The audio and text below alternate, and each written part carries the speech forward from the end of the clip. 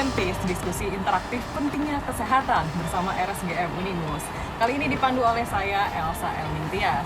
Gimana nih Tribuners kabarnya hari ini? Semoga dalam keadaan sehat dan juga bahagia ya tentunya. Nah, kali ini kita bakal ngepoin tentang salah satu programnya RSGM Unimus nih, namanya BKGN. BKGN tuh Bulan Kesehatan Gigi Nasional Tribuners. Kira-kira BKGN ini tuh tentang apa ya sebenarnya dan berlangsungnya kapan gitu ya. Nah, daripada kita penasaran, mending Elsa kenalin dulu deh narasumber pada Dentis kali ini. Ada 3 dokter yang luar biasa sudah duduk di samping Elsa. Elsa perkenalkan terlebih dahulu Dr. Gigi Enidia Harniati, MDSC, sebagai Wakil Direktur 2 RSGM. Selamat pagi, Ibu. Selamat pagi, Mbak Elsa. Cantik banget hari ini. Terima kasih. Sehat, Ibu? Alhamdulillah sehat. Alhamdulillah. Siap ya Elsa tanya-tanyain tentang Siap sekali. BKGN. Menarik sekali. Baik, yang kedua ada Dr. Gigi Hayu Failasufa MKM, selaku dosen FKG Unimus sebagai PIC Health School Program. Selamat pagi, Ibu. Pagi, Mbak. Wih, cakep bener. Kita udah kembaran loh, Bu. bajunya. Iya. Udah kembaran sama Bu Dok, kira-kira kalau di sebelahnya udah kayak bestie belum ya? Udah cocok? Udah cocok ya? Abis ini kita mungkin nongki ya, Bu? Iya. Baik, dan yang terakhir ada Dr. Gigi Dika Agung Bahtiar, SP Pros. Beliau merupakan Wakil Dekan Fakultas Kedokteran Gigi Unimus. Selamat pagi, Bapak. Pagi, Mbak. Semangat Pak hari ini? Siap, semangat sekali, Mbak. Yes, keren banget. Sehat ya, Pak? Alhamdulillah sehat. Alhamdulillah, keren banget. Nah, kita bakal tanya-tanya nih Tribuners kepada ketiga narasumber kita yang luar biasa ini tentang BKGN. Mungkin Tribuners juga pada penasaran kan BKGN tuh apa sih sebenarnya, dan ini programnya bisa diikutin sama Tribuners atau enggak gitu ya. Mungkin kita langsung ke topik pembahasannya kali ya, tentang BKGN itu apa sebenarnya. Mungkin boleh dijawab dari pihak RSGM. Untuk latar belakang kita mengadakan dari Bulan Kesehatan Gigi Nasional ini sebetulnya adalah kita melihat kalau pandemi ini kan sudah mulai melanda ya. Oh iya, betul. Jadi dari Unilever ini mengupayakan untuk agar masyarakat ini mendapatkan perawatan kesehatan gigi dan mulut secara langsung Oh. dari tenaga medis kedokteran gigi. Gitu. Dan juga kita mengupayakan untuk menggiatkan kembali Baik. kegiatan promotif dan preventif, terutama di sekolah-sekolah dasar melalui kegiatan UKGS dan biasa disebut usaha kesehatan di sekolah biasanya kalau di sekolah dasar. Dan juga kita mengoptimalkan kembali teknologi untuk layanan konsultasi melalui teledentistry. Oh gitu ya, jadi ibaratnya masyarakat difasilitasi untuk lebih aware tentang kesehatan gigi seperti itu. Betul, seperti itu. Dan bekerja sama dengan Unilever ternyata ya. Ya, kita bekerja sama dengan Unilever. Menarik juga ya. Oh, luar biasa nih Tribuners. Kira-kira masyarakat yang bisa ikut dari pihak mana saja? Apakah harus warga sekitar atau seperti apa? Atau yang penting daftar ke sini datang gitu? Ya, jadi semua masyarakat, terutama mungkin yang di sekitaran RSGM Unimus ini bisa mengikuti dari kegiatan Bulan Kesehatan Gigi Nasional ini. Oh. Tidak ada batasan, boleh dari dewasa maupun anak-anak, karena kita juga programnya ada untuk perawatan kesehatan gigi dan mulut secara gratis. Kemudian untuk perawatannya juga mulai dari perawatan untuk scaling atau pembersihan karang gigi, kemudian ada juga untuk penambalan sederhana bagi pasien dewasa dan juga anak-anak, kemudian juga ada pencabutan sederhana, tidak dengan penyulit sebetulnya. Dan juga kita mengedukasi untuk kesehatan gigi dan mulut bagi anak-anak sekolah dasar. Oh gitu ya, dari kecil udah diajarin lebih Betul. bersih tentang giginya nih. Jadi jangan makan manis-manis mulu gitu ya, di briefing gitu anak-anaknya ya, jangan makan manis-manis gitu. Oh, menarik sekali. Tapi kalau untuk tujuannya BKGN ini sebenarnya apa? Kalau kita boleh tahu nih. Tujuan dari BKGN ini sebetulnya adalah kita ingin mencapai Indonesia itu bebas karies di tahun 2030. Oh, di tahun 2030. Tapi small step-nya berawal dari BKGN ini seperti itu ya. Oh, keren banget, keren banget. Kenapa 2030? Kenapa enggak? Kenapa takes time kira-kira cukup lama seperti itu? Itu sebetulnya program pemerintah juga, karena pemerintah ingin mengupayakan kalau Indonesia ini bisa bebas karies pada tahun 2030. Karena memang kesehatan atau kesakitan gigi pada masyarakat Indonesia ini cukup tinggi, sehingga Oke. kita perlu mengupayakan mulai dari anak-anak sekolah dasar, mulai dari anak kecil sampai ke orang dewasa, seperti itu. Oh, baik. Berarti para dokter ini di sela kesibukannya pun juga tetap menangani pasien yang datang untuk BKGN ini ya. Gitu. Betul. Oh, keren banget, semangat ya para dokter, wah, luar biasa banget, keren. Kalau boleh tahu, mungkin apa saja bentuk kegiatan yang diadakan selama BKGN 2022 ini? Oke, bentuk kegiatan untuk BKGN ini mulai dari awal itu ada school health program, di mana school health program ini kita mengedukasi dari anak-anak sekolah dasar. Jadi ada 3-4 sekolah dasar yang kita kunjungi dengan siswanya paling tidak itu mungkin ada sekitar 2.000 siswa. Oh, baik juga ya. Ya, itu kita edukasi untuk perawatan kesehatan gigi dan mulutnya. Kemudian juga kita mengadakan free dental treatment atau perawatan gigi gratis, di mana itu bebas untuk masyarakat, baik itu dewasa maupun anak-anak, di mana mereka bisa mendapatkan satu perawatan gigi. Oh, oke. Dan juga kita ada layanan untuk konsultasi melalui teledentistry. Selamat teledentistry, sampai belibet nih. Itu apakah harus punya aplikasi tertentu tentang teledentistry-nya ini atau seperti apa? Ya, kalau untuk teledentistry memang kita menyebarkan semacam aplikasi mungkin ya. Jadi ada aplikasi yang memang bisa terhubung melalui layanan WhatsApp. Oh, via WhatsApp pun bisa gitu ya. Oh, berarti kalau yang orang tuanya gaptek gitu masih bisa gitu ya, WhatsAppan dengan akunnya, dengan Mimin gitu ya. Betul. Oh, oke. Baik. Kalau boleh tahu nih, penyelenggaraan BKGN-nya ini dari kapan sampai kapan nih kalau misalnya mau ada Tribuners yang ikutan gitu? Oke, jadi untuk kapan kita mengadakan ini dimulai dari tanggal 21 dan 22 dan 23 Desember Oh, oke. di tahun 2020. Oh, iya, 21 sampai 23 Desember 2022 Tribuners. Mungkin ada Tribuners yang udah daftar, ya, siapa tahu mungkin ada kali ya Tribuners yang udah daftar. Tadi di bawah soalnya rame banget loh.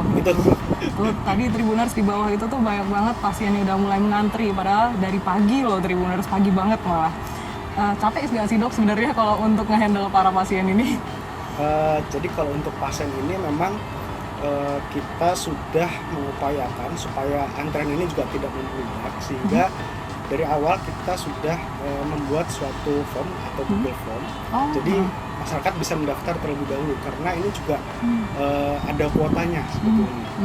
Jadi betul-betul tidak bisa terlalu banyak karena kan juga berhubungan dengan kapasitas dari RSGM ini. Oh, baik. Jadi di kuota per hari? Ya, ada kuota per hari. Baik. Buruan daftar berarti Tribuners kalau mau kebagian kuota ya. Ramai banget soalnya di bawah. Baik, kalau untuk target sasarannya sebenarnya siapa atau mungkin ada kuota tertentunya, mungkin boleh dijelaskan? Kalau untuk target, tadi seperti yang disampaikan Dokter Dika, Mbak Elsa, itu karena kita domisili di Semarang, jadi Semarang dan sekitarnya. Nanti disaring melalui pendaftaran online tadi yang sudah disampaikan oleh Dokter Dika melalui Google Form. Itu target sasarannya kita selama 3 hari di tanggal 21, 22, dan 23 itu 300 pasien, 300 masyarakat yang kita tangani. Dan seharinya kurang lebih minimal itu ada 100 masyarakat yang bisa kita berikan pelayanan. Itu terlepas dari teledentistry nanti ada sendiri perhitungannya seperti itu. Jadi boleh kita dari jam kurang lebih 8 jam ya dalam seharinya kita memberikan pelayanan tersebut. Wow, lama juga ya, 8 jam, 100 orang per hari. Itu harus benar-benar teliti gitu ya. Semangat ya dokter, aduh nggak kebayang sih capeknya kayak apa gitu ya. Tapi tetap harus semangat Mbak. Harus semangat itu dia, melayani, mengabdi untuk para pasien ini, seperti itu ya, keren banget. Kira-kira bakal tiap tahun nggak diadain dia, atau ini program baru kan ya, ini terbilangnya, atau seperti apa, boleh diceritakan? Kalau dulu sebelum pandemi sih memang sudah rutin ya Mbak ya. Kemarin pada saat tahun kemarin pun sudah ada, tapi karena waktu itu pandemi cukup tinggi, jadi kemarin teledentistry saja. Nah, untuk yang pemeriksaan gratis kita mulai dari sekarang karena sudah melandai tadi. Oh ya, begitu ya. Ya, kita bersyukur juga ya pandeminya akhirnya mulai melandai seperti itu. Tadi ya kita juga mau kemana-mana masih serba terbatas seperti itu mungkin. Baik, baik. Kemudian ini dengar-dengar juga ada tentang kegiatan School Health Program. Itu juga sasarannya mungkin boleh diceritakan. Kalau School Health Program itu sebenarnya kan merupakan program edukasi. Tadi Oke. Dokter Dika sudah menyampaikan juga, kita itu kan ada program kuratif, yaitu perawatan gitu. Ada Oke. juga programnya promotif. Jadi program edukasi kesehatan gigi dan mulut yang ditargetkan untuk pembuatan atau pelatihan kader gitu Dok.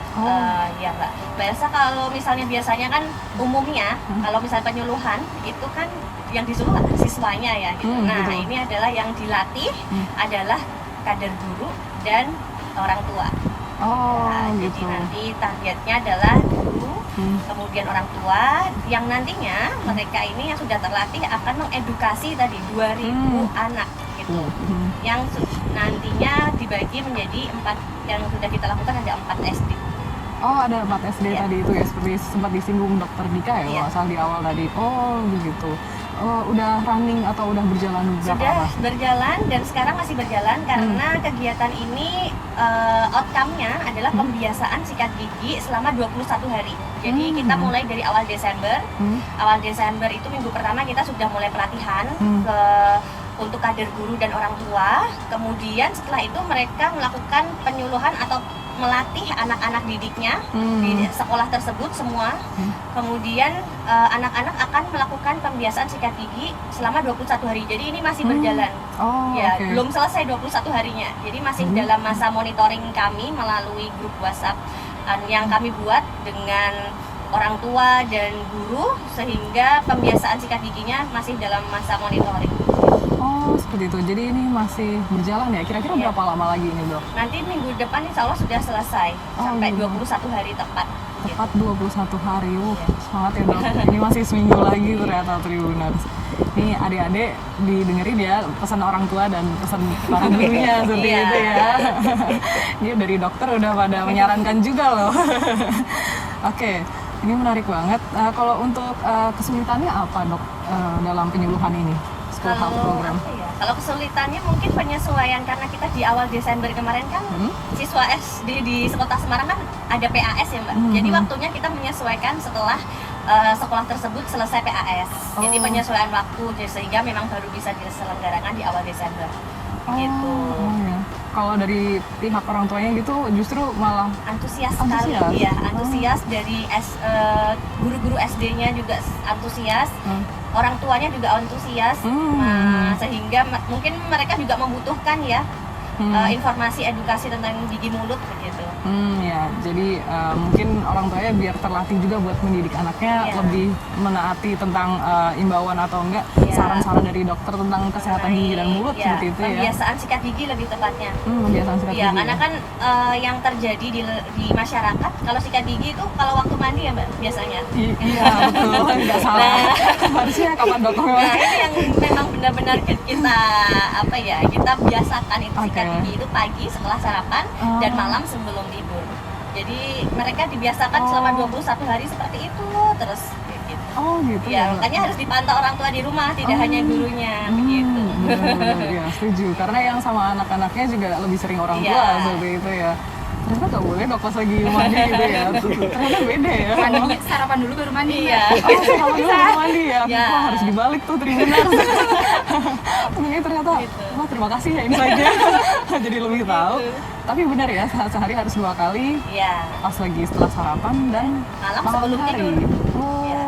iya. Malam sebelum tidur Mbak. Misalnya malam kemudian habis itu sikatan terus kemudian makan lagi baru tidur. Nah, itu harus sikat gigi. Pokoknya malam sebelum tidur itu harus sikat gigi. Oh, Gitu. baiknya. Malam-malam nggak boleh tuh ada martabak jilid di gigi ya, Tribuners.